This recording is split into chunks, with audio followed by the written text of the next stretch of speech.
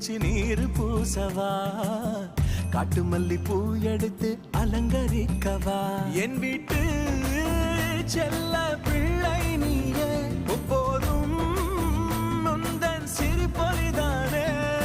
காட்டுமான கறி படைகள் வைக்கவா, ஓய் சிவனே மலை தேனை கொண்டு விருந்து வைக்கவா.